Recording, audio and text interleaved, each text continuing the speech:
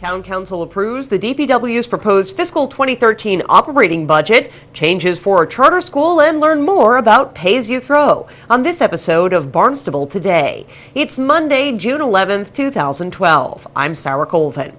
Thursday night, Town Council made it through several departments' operating budgets, including the Department of Public Works budget, split into general fund, solid waste, water pollution, and water supply. DPW Director Mark Ellis talks about the general fund budget. I'll give you a pie chart that just shows how overall our department budget is allocated between the six pieces of our Public Works Department. More interesting, though, I think, is the pie chart that shows where our funds come from. 42% of them come from general fund. That's our engineering and technical support and administration, highway, and structures and grounds. 58% of it come from enterprise funds, and that's our water supply division, our water pollution control division, and our solid waste division. We receive no tax dollars to those funds. Those are fully supported by the fees that we receive for the provision of those services. Now I'll move right into our general funded operating divisions. Our administration and technical support has 12.96 full-time employees, a $1.484 million proposed budget in FY13. We oversee the development of our operating budgets and manage those budgets. We oversee the procurement for our department. We oversee the planning, implementation, management of our capital projects. And through that division within Public Works, we also provide technical support to our town and our community. Some of the proposed impacts or changes in FY13, our operating budget in that particular division decreases by $187,000 or 11.22%. We do see an increase in our operating capital for property management. These are 10 leased properties, and we're actually going well beyond that, I think, next fiscal year to look at those properties that we have in our inventory, the types of revenues that come in from those, and looking to put back those revenues either into operating expenses or capital expenses. What was focused on by our town manager and finance director were 10 specific properties, and what they've done is put operating budget money in this year into our operating capital budget so that we can respond to repairs to roofs or gutters or systems within those buildings and actually have an operating budget to do it. They've also put the other revenues into the capital budget for future potential appropriation as we bring forward capital projects. You'll also see the addition of the existing energy coordinator. Currently, that position is a part-time position funded by a grant. The grant is done, and we are shifting that into or proposing to shift that position into the Department of Public Works. It would be funded at this time by general funds.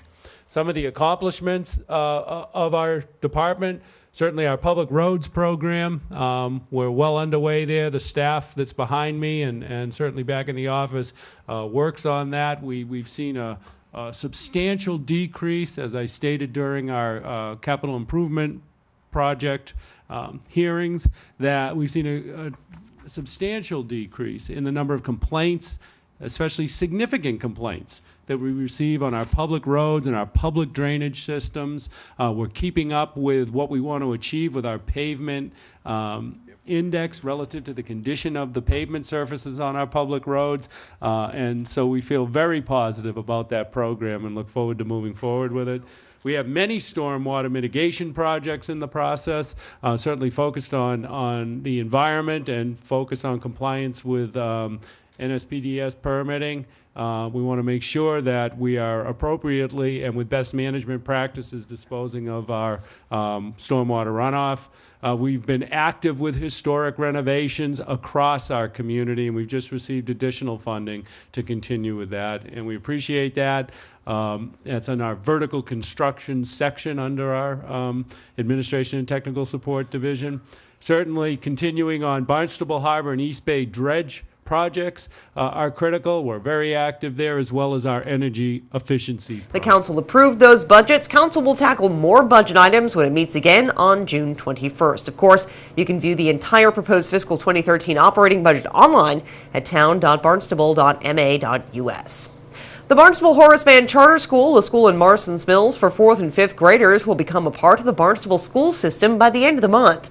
The school has operated as a charter school for a dozen years, but recently the Board of Trustees voted to turn in the charter and revert the school back to Barnstable. Superintendent of Schools, Dr. Mary Chikowski, spoke about the transition on today's Barnstable This Morning. I've been having ongoing discussions throughout the year with the Board of Trustees, the chairwoman, Sue Leary, and some of the board members around some consideration about turning the school back to the district. And certainly 12 years being a Horace Mann charter, they've done some phenomenal things. And I think, we felt that at this time, that they had sort of accomplished their goal, and it would be in the best interest of the students to return it back to the district and be able to access some of the resources that the entire district now accesses. And so, with that, as you know, the charter will be returned to the district as of July 1, and I've been working with the Board of Trustees and the school committee and the staff to look at what the next steps are going to be. And I met with the staff last week. We're going to be establishing a transition committee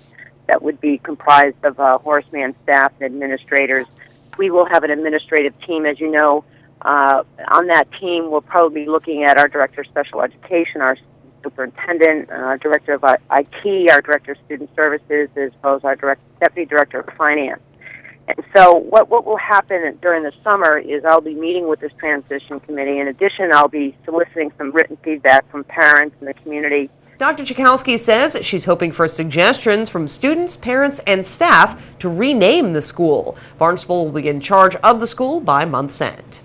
The town's Renewable Energy Commission is working on a number of options in terms of the future of solid waste disposal in Barnstable. One option under discussion is pay-as-you-throw. Energy Coordinator Richard Elwick says Barnstable residents may want to attend a forum in Falmouth this week on pay-as-you-throw. He explains. This idea that folks pay for the waste based on the amount of waste they produce, so that if a family produces 1 bag of trash a week, they'll be charged for that 1 bag, and if they produce 8 bags of trash a week, they'll be charged for those 8 bags. It's a classically equity-oriented program, and truly one of the most effective ways for towns to reduce their solid waste stream. But this is the pay-as-you-throw forum. It is going to be held this Wednesday night, June 13th, at 7 p.m. At the Morse Pond School in Falmouth. And while this forum is sort of focused on Falmouth folks, others have been invited. In a sense, this is a regional discussion,